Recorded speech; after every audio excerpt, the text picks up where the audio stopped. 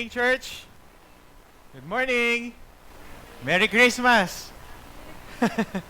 Yan, nalalapit na yung December 25th and nalalapit na tayo dun talaga sa day kung saan sineselebrate talaga yung Christmas. Ano?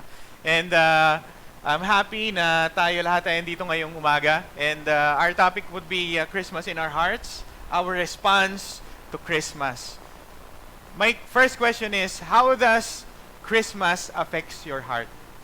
Kapag dumarating yung Christmas, ano yung nare-remind sa atin or sa heart natin or ano yung ginagawa nung fact na darating na yung Christmas sa puso natin? How does it affects our hearts? And how does it pushes us to respond kung ano yung mensahe ng Christmas sa buhay natin individually bilang mga Kristiyano? And our scripture would be Luke chapter 2, verse 8 to 20. At basahin natin yon. Ang sabi rito, "And she gave birth to her firstborn son, and wrapped him in a swaddling clothes, and laid him in a manger, because there was no place for them in the inn." Okay? Hindi ibig sabihin na kapag nung pinanganak si Jesus Christ sa manger, hindi ibig sabihin nun na mahirap sila. Hindi ibig sabihin din nun na tawag dito, wala silang pangbayad sa mga inn. Ang ibig sabihin lang kasi noon, yun lang yung available for them that time. Bakit? Kasi kapag binasa natin yung first verses, yung mga verses, previous verses, meron kasing census na nangyayari noon. At lahat ng mga tao, dahil may census, andun sila sa bayan na yon kung saan pinanganak si Jesus Christ. And syempre, kapag parang sa Baguio lang. 'Di ba? Ngayon pag pumunta kang Baguio, ang daming tao, tama? Nakita niyo yung video na nakita ko sa Facebook. Ang daming tao doon sa Baguio ngayon. So parang ganun lang din. Sila Jesus Christ, sila Mary and Joseph, wala silang mapuntahan na inn or mapasukan na inn. Kaya yung naging available lang for them is yung manger, yung kulungan ng mga hayop. Bakit? Kasi biglaan din ng anak naman si Mary. Sabi na ganoon in verse 8, "And in the same region, there were shepherds out in the field, keeping watch over their flock by night." So, bakit kaya shepherd yung Bakit kaya shepherd yung isa sa mga importanteng character dito sa kapanganakan ni Jesus Christ? I believe it is because it signifies yung servanthood ni Jesus Christ. Kasi magiging servant siya. Actually, siya nga yung siya rin yung magiging shepherd natin. "And an angel of the Lord appeared to them, and the glory of the Lord shone around them, and they were filled with great fear." Of course, unusual yung magpakita sa tao yung angel. And syempre, kapag nagpapakita yung tao, yung angel sa mga tao, syempre, anong response natin? Natatakot tayo. Natatakot tayo dahil nga, very unusual yun. Kapag nakita nga lang tayo ng multo, natatakot tayo, di ba? How much pa kaya kapag yung angels, ang sabi rito, with the glory of the Lord. Ibang-iba yung, makakita ka siguro ng multo, iba yung takot na yon. Makakita ka ng angel or si Lord, iba rin yung takot na yon. Okay? Magkaiba yung takot na yon.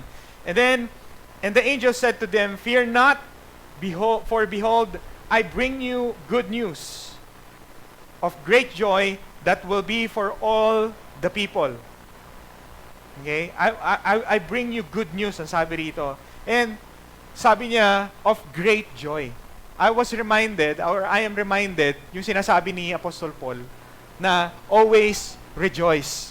In whatever situation, rejoice. Di ba? Bakit? The same person or the same author, sabi niya sa Romans, lahat ng nangyayari sa mga nagmamahal kay Kristo works together for the good. And tayo, we love Christ. We love God. Are we lovers of God? Kung anong nangyayari sa atin, let's be mag-rejoice tayo. Bakit? Hindi nasusurprise yung Panginoon sa lahat ng nangyayari sa atin, and even yung mga pangit na nangyayari sa atin. And God can turn those things na mga pangit na nangyayari sa atin para sa ikalalago ng ating pananampalataya sa Kanya. For unto you, ang sabi rito, and the good news, ang sabi rito, the good news is we should be rejoiceful because of the good news. And yung good news na yon ay hindi sa mga piling mga tao. Ang good news na yon, ang sabi rito, for all people. Para sa lahat yon. Pero syempre, hindi lahat magre-respond doon sa good news na yon. Hindi magre-respond ng positive. Meron pa rin magre-reject doon sa good news na yon. For unto us is born this day in the city of David a Savior who is Christ the Lord. This is the reason for their celebration. This is the reason why we are celebrating Christmas. It is because of the Savior. Siya talaga yung main, tawag dito, siya yung pinakabida, yung bida doon sa picture ng Christmas. Yung angels, yung shepherds are just accessories. Yung wise men, accessories lang sila. Pero the reason why we are celebrating Christmas is because our Savior was born in the city of David. That's why we have to rejoice. Dapat tayong maging maligaya, maging masaya dahil matatapos na yung suffering natin. Hindi ko sinasabing matatapos yung suffering, yung mga problema. Parang yung problema natin na pinakamabigat na hindi natin maiiwasan ay meron ng solusyon at si Kristo yon. Yung Savior natin was born 2,000 years ago. And this will be a sign for you. Ang sabi ron sa mga shepherd, you will find a baby wrapped in a waddling clothes and lying in the manger. And then suddenly, there was with the angel a multitude of heavenly hosts praising God and saying, glory to God in the highest, and on earth peace among those with whom He is pleased. When the angels went away from them into heaven, the shepherds said to one another, let us go over Bethlehem and see these things that has happened. Sinabi rito shepherds, ibig sabihin, siguro yung mga shepherds na yon, tawag dito, magkakaiba-ibang grupo. And then, nagpakita sa kanila yung angels, then iniwan nila yung kanilang mga flocks at pumunta sila sa kung saan nandoon si Jesus Christ. Of course, siguro wala namang, may naiwan din doon sa ano nila. Pero, ang point ko is, madaming shepherds yon. Siguro, iba-ibang mga grupo ng mga shepherds. And they went with haste. They went with haste. And they found Mary, and Joseph and the baby lying in a manger. And when they saw it, they had known the saying that had been told them concerning the child, and all who heard it wondered and what the shepherds told them. But Mary treasured up all these things, pondering them in her heart. Yun yung isang nakita kong napakagandang gawin natin, pag Christmas. You ponder Jesus Christ, all the things that happen in our hearts. And the shepherds returned, glorifying and praising God for all they have heard and seen as it had been told them. Now, dito sa kwentong ito, makikita natin yung mga response nung mga character na nandoon, lalo na yung shepherds. So, matuto tayo dito, matutunan nawa natin kung ano yung dapat maging response din natin, lalong-lalo na dumarating yung season ng Christmas. Nire-remind tayo, actually, hindi naman ulit nangyayari. Nire-remind tayo ng Christmas kung ano yung dapat yung maging respond natin doon sa ginawa ng Panginoon sa atin. Sa lahat ng ginawa ng Panginoon sa atin, yung pagsasave niya sa atin. Number one, our response should be, number one, seek Jesus Christ this Christmas. Seek. Naalala ko, merong isang, nung mga last topics natin ng Christmas. Seek. Dapat nating saliksikin, hanapin, dapat matagpuan natin si Jesus Christ ngayong Christmas. Hindi ko naman sinabi hindi pa natin natagpuan. Ibig ko lang sabihin na dapat mag-focus tayo kay Jesus Christ. Lalo na yung hindi pa nakakakilala sa Panginoon na tumaten ng church na ito. And kung ikaw ay Kristiyano naman, na nanlalamig ka rin sa pananampalataya mo, you must seek Jesus. Hindi lang naman yung mga unbeliever ang dapat mag-seek kay Christ eh. Tayo din ng mga Kristiyano na minsan nalalayo, nanlalamig. We should seek Jesus Christ, lalo na ngayong Christmas. Bakit? Yung Christmas is a reminder for us that we have a Savior. We are serving a Savior. We are serving a living God. And that He was born on the day of Christmas. Di ba? Ang sabi rito, when the angels went away, nung binigay sa kanila yung revelation, yung mensahe, yung good news, when the angels went away from them into heaven, the shepherds said to one another, yan, nag-usap-usap sila. Di ba? Usually, siguro, pag magkaka-shepherd kami, merong ang kwento na kapag shepherd ka, parang nagkakaroon ng away-away dun eh. Bakit? Yung inumin ng tupa mo, inumin ng tupa niya, tapos magkakasalo kayo, tapos kakainin ng tupa niya, kakainin ng tupa. So, hindi imposible na hindi nagkakaroon ng ano doon, ng tawag dito, ng away-away minsan. Pero, nung nagpakita sa kanila yung angel, at tawag dito, at sinabi sa kanila yung good news, and sabi nila, let's go. So, nagkaisa sila. So, ang isang pinapakita rin nito ay ang Christmas ay time for us na isang tabi yung ating mga samaan ng loob at magpatawad. And of course, to be united. Dahil yun yung gusto ng Panginoon eh. Di ba? Yun yung gusto ng... Bakit tayo sinave ng Panginoon? Bakit tayo nandun sa isang katawan? Mag-aaway-aaway din naman pala tayo. Kapag nandun tayo sa isang katawan, dapat united tayo doon. Kasi yun yung nais ng Panginoon. And I remember yung wise men, nagpunta rin sila ron sa ano, di ba? Doon sa kila Mary and Joseph, and they found Jesus Christ then. Pero iniisip ko kung saan talaga nila nakuha yung revelation na yun eh. Na yung about sa star and about sa king. Pero sabi kasi, they were from the east. At kapag binabasa natin yung Old Testament, lagi na nun, east, merong east, sa east. Tawag dito, si Job was the richest man of the east. Di ba? Laging may east doon. So, I believe na yung east na yun, yung sinasa, kung ano man yung ano na yun, yung place na yun, meron siyang relationship doon sa scripture. Meron siyang relationship doon sa mga tao ng Panginoon. No? And I believe that God gave them the revelation dun sa mga magi na yon. That's why they traveled away from their home, papunta ron sa kung nasaan si Jesus Christ. Now, nung nag-research ako rito, kung gaano ba kalayo yung place ng mga shepherds and place nung wise men, papunta ron sa tawag dito, sa kung nasaan si Jesus Christ. Approximately, pero ano lang naman to, hindi naman yun yung eksakto. Yung shepherds, ang sabi dun sa ni-research ko, parang 90 miles. So, 1 to 2 days. Kapag nag-travel sila by camel ata yan. So, masyado malayo. Diba? And then, yung mga magi naman, o yung mga wise men, they have to travel siguro mga 400 to 700 miles. Doon sa, kung saan sila nanggaling, papunta ron sa kay Jesus Christ. And approximately 1 month or to 2 months yung travel time nila by camel. Now, ano yung sinasabi sa atin yan? Alam niyo, following Christ and seeking Christ, obeying Christ, has risk. Yung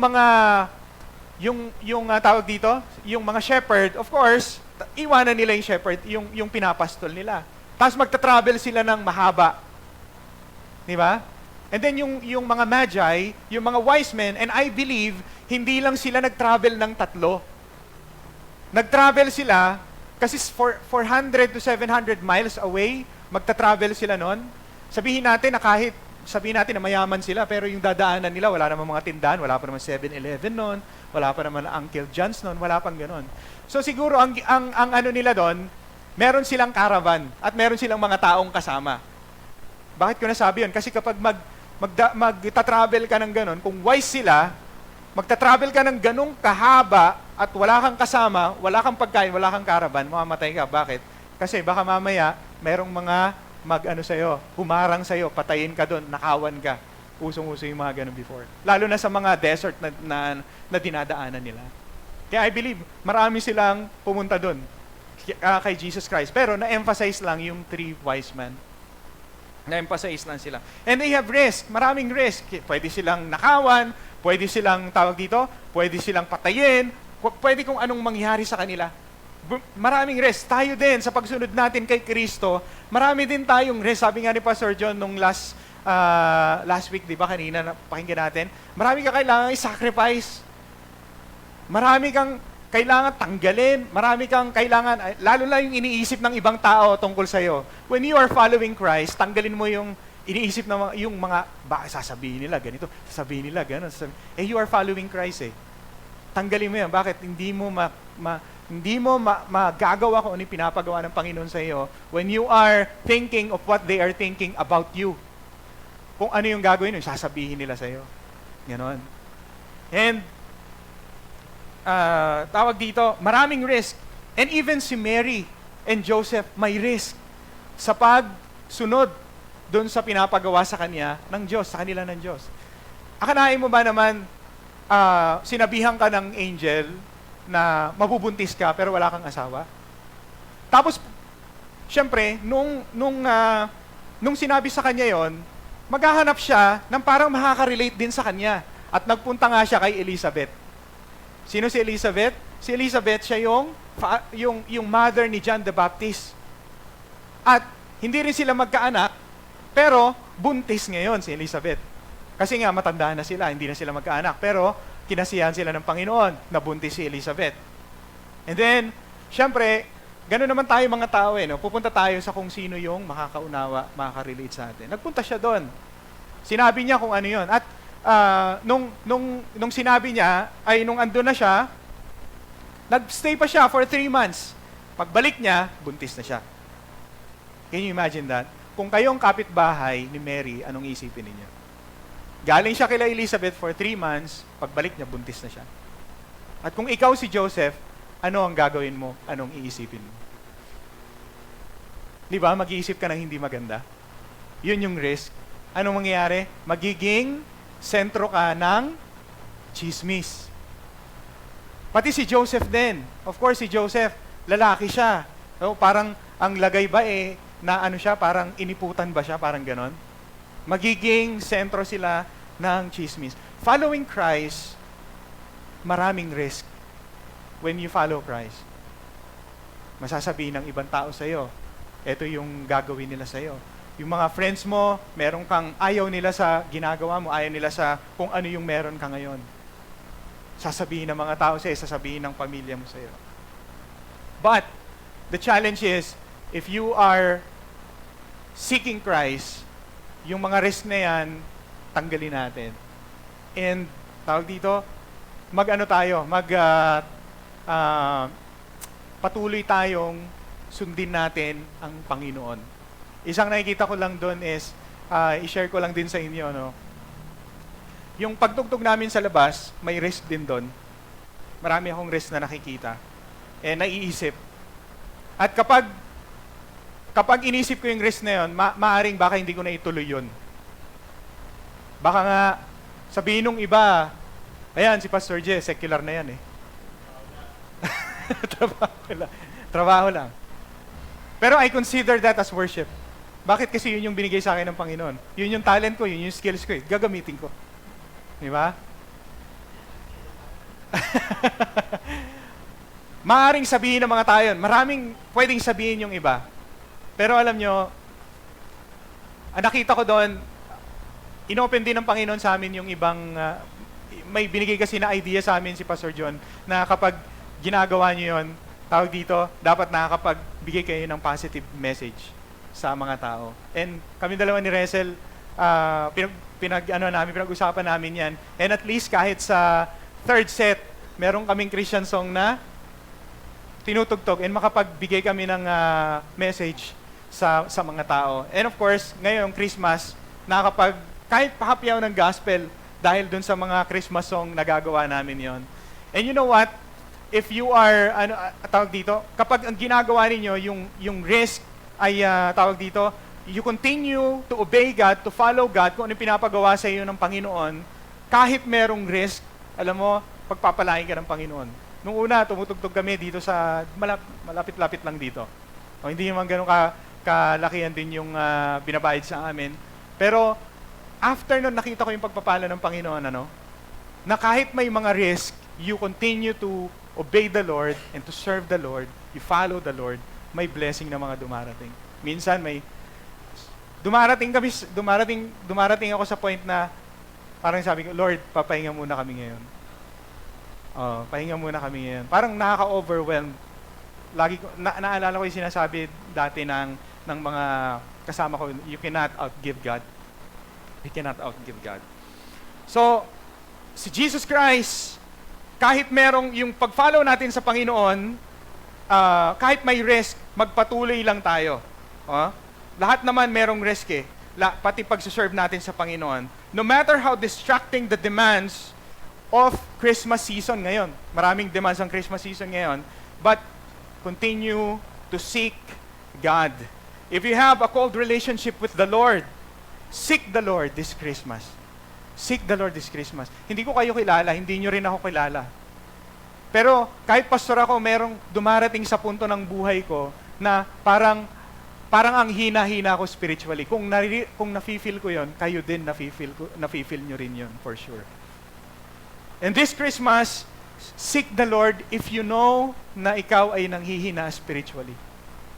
Kung alam mo na kailangan mo pang lumago sa knowledge ng Panginoon, you seek the Lord through His Word this Christmas. Recommit your life to the Lord. Seek Him like how the shepherds and the magi sought Him. Nag-travel sila ng tawag dito, mahabang panahon, mahabang oras. Ganon din yung gawin natin. Of course, hindi na natin kailangan mag-travel. Ang ibig ko sabihin, yung hindi literal. Seek the Lord. Spend time with the Lord. Sabi nga ni Pastor John, spend time with the Lord this Christmas. Marami tayong time ngayon sa Christmas dahil bakasyon. Spend time with the Lord. And if you don't have the relationship yet sa ating Panginoon, seek the Lord this Christmas. Seek Jesus Christ because He was born to save you through Him. Okay, through His death and resurrection. Seek Him because He is just waiting for you. Kahit sa ating mga Kristiyano, ganun din.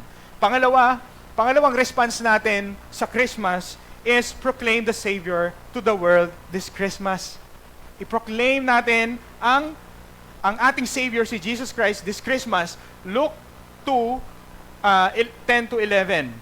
And the angel said to them, "Fear not, for behold, I bring you good news of great joy that will be for all people. Unto you is born this day in the city of David a Savior who is Christ the Lord."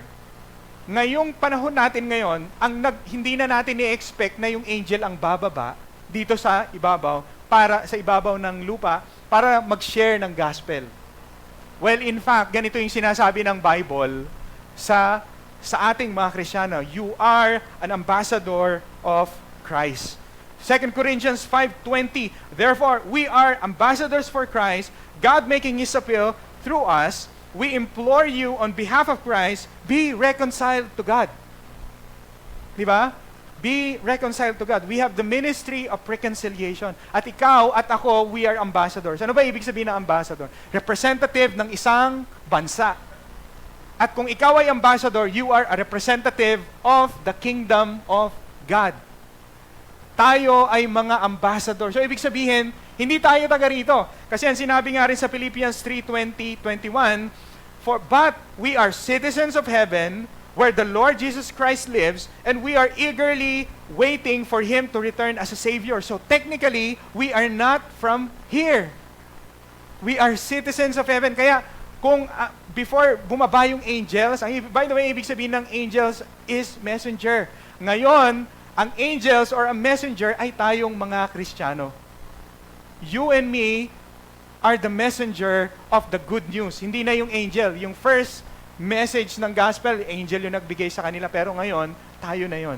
Because we are citizens of heaven. Tayo yung citizens of heaven. Your calling to share the gospel is a gift from God for you and me.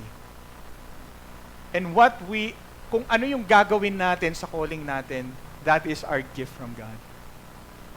So we must share the good news to people around us. Sino ba yung mga nakikita natin na pwede na ma-share natin ng gospel ng good news ngayong season of Christmas? May naisip ba tayong pamilya, kaibigan, kapitbahay? Alam nyo, etong Christmas, nakikita ko, ito yung season na kung saan madali tayo nakapag-share ng gospel. Bakit? Kasi si Jesus Christ at yung season ay related. Di ba? Meron ako nakikitang mga season sa isang buong taon na easy or madali mag-share ng gospel. Una, ang February, because love month. Pangalawa ay yung pagkamatay ni Kristo, yung Holy Week. Pangatlo, November 1 and 2. At pang-apat ay etong Christmas season. Ngayon, season na to, receptive yung mga tao kasi related yung Christmas kay Jesus Christ. Kaso, hindi pa na-explain sa kanila kung ano talaga yung ibig sabihin ng Christmas. Hindi pa na-explain sa kanila. So, we have this calling Christians, brothers and sisters in Christ, to share the good news, to share our Savior to the world this Christmas. And that is a challenge. Nagbigay ng message ng gospel ang angel sa mga tao. At ngayon naman tayo ang magbibigay sa kanila, sa mga hindi pa nakakakilala kay Kristo. Or aware sila na merong Kristo, pero kailangan sa kanilang i-explain, lalong-lalo na yung salvation. Number 3, if you are a Christian, don't miss Christ this Christmas. Maraming demands ngayong Christmas. Magbabalot magbabalot ka ng regalo, baka ikaw yung prepare ng food, ikaw yung mamamalengke, pupunta ka sa Divisoria, ganyan, taas traffic, hassle, maraming demands ngayong Christmas. And marami din, pero sa mga demands na yon, huwag natin hayaan na mamimiss natin si Kristo or si Christ sa Christmas. Many people in the world, whether Christian countries or not, alam nyo, kahit hindi sila naniniwala sa Diyos, nagse-celebrate sila ng Christmas. Maraming mga taong ganon. Yung iba, atheist pa, nagse-celebrate din ng Christmas. Pag tinanong mo sila, bakit kayo nagse-celebrate ng Christmas? Nasasabihin lang nila, nagse-celebrate kasi sila kaya magse-celebrate din kami. Masaya kasi yung Christmas, may gift giving. So, magse-celebrate din kami. Alam niyo yung pinapakita nun? Nandun tayo sa punto ng time, ng panahon, na yung Christmas ay hindi clear sa mga tao.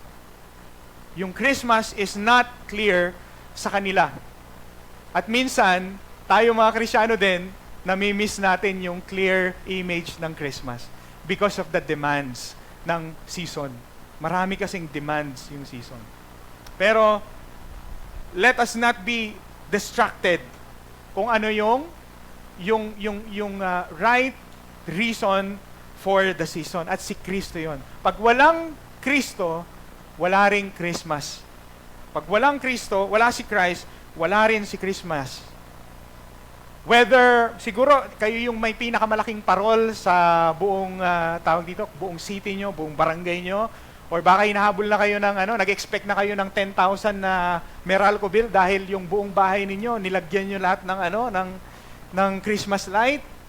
Kayo na yung may pinakamaraming, or marami kayong mga gift dun sa under the Christmas tree. Pero kapag wala si Kristo, kapag na-miss natin si Christ, na-miss din natin yung meaning ng Christmas. So, how do you celebrate Christmas? Paano ba tayo nagse-celebrate ng Christmas?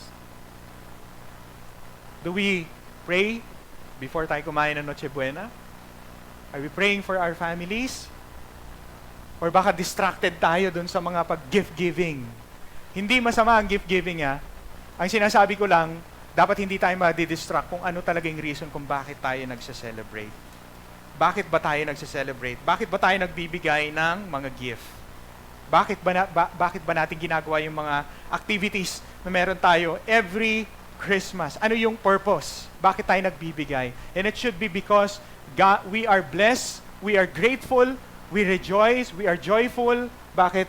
Dumating kasi si Kristo. At yung sense of thankfulness, yun yung nagiging reason kung bakit tayo nagbibigay sa mga tao. Why we give material things sa mga tao. Okay? Don't let materialistic orientation distract us from celebrating Christ. Huwag nating hayaan yung mga yung orientation na kasi hindi natin maiwasan yun kasi ganun yung mundo eh. Siyempre, di ba? Gift, mga material. Pero don't let that distract us from celebrating our Savior. The Christmas is Christ focus. So sa lahat ng gagawin natin ngayong Christmas, the main reason should be Christ. Why do we give? Bakit tayo nagse-celebrate? Because we are celebrating Christ. So don't miss Christ this Christmas. Luke 2:13, ang sabi rito, and suddenly there was with the angel a multitude of heavenly hosts praising God. Luke 2:20, and the shepherd returned, glorifying, praising God for all they had heard and seen as it had been told to them. So Christmas is for praising God. Christmas is for praising and glorifying the Lord. Na maging thankful tayo dahil sa ginawa ng Panginoon sa atin. Kung anong ginawa ng Panginoon sa atin.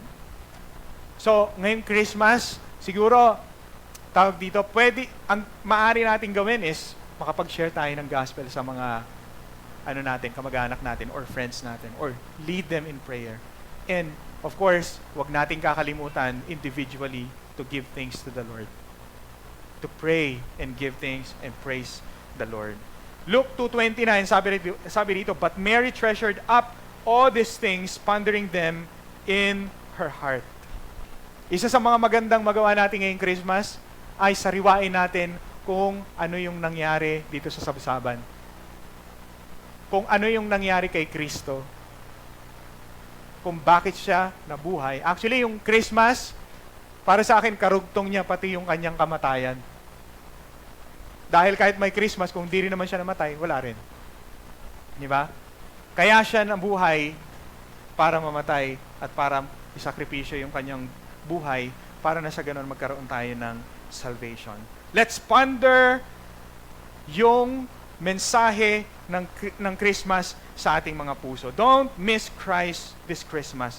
Number 4 is receive Jesus Christ, your gift from the Father this Christmas. Jesus Christ is the greatest gift that you could ever have and that everyone could ever have dito sa mundong ibabaw.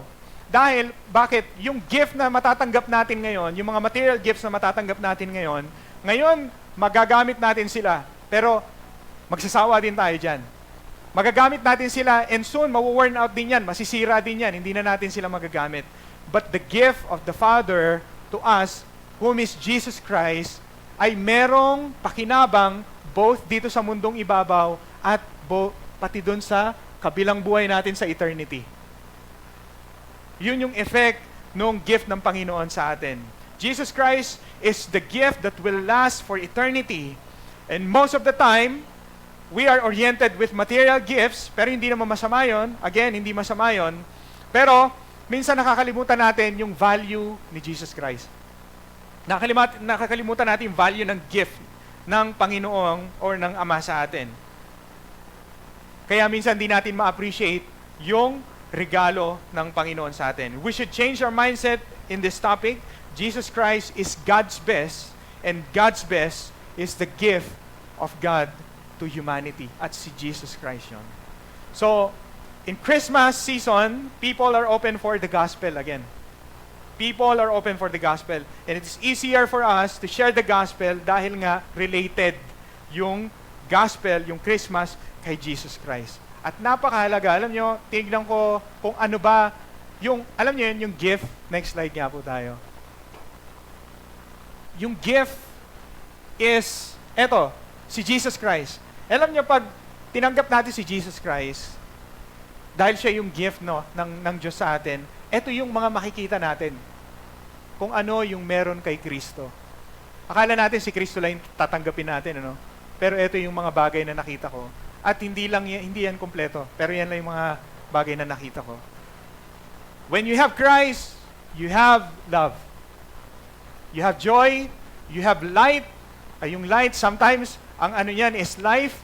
You have peace with God dahil wala ka ng kaaway. Hindi mo na kaaway ang Diyos dahil matinding kaaway ang Panginoon dahil hindi tayo makaka-escape dyan. Pwede nating maka-escape siguro sa mga prisons, pero sa Panginoon, kahit nasaan ka, talo talaga tayo.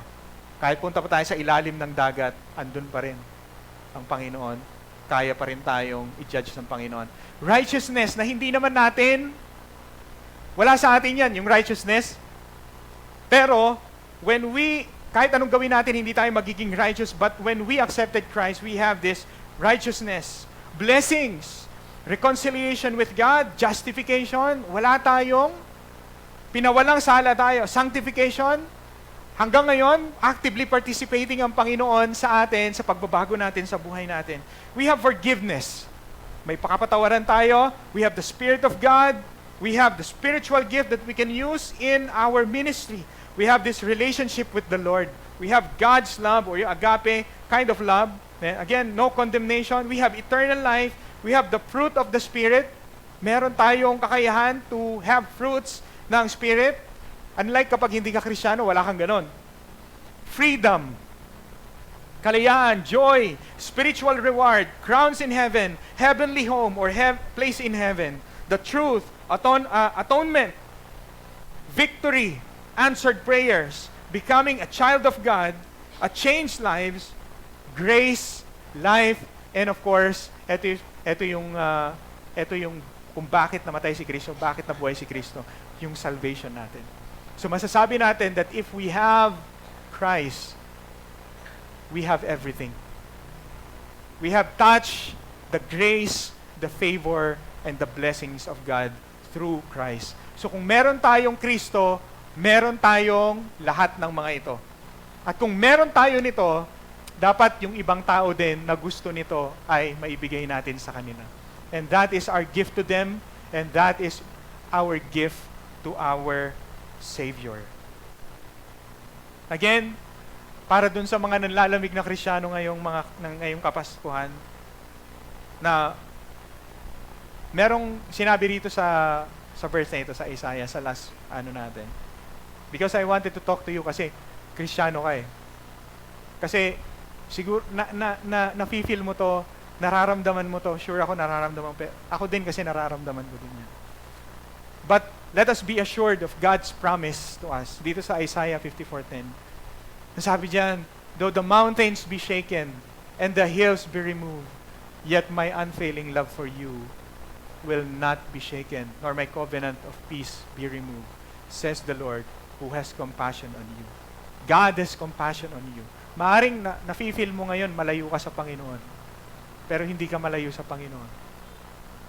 Nafe-feel mo lang yan, pero hindi ka malayo sa Panginoon. And God is waiting for you. You care. God cares for you. You matter to God. Lahat tayo ay pumikit.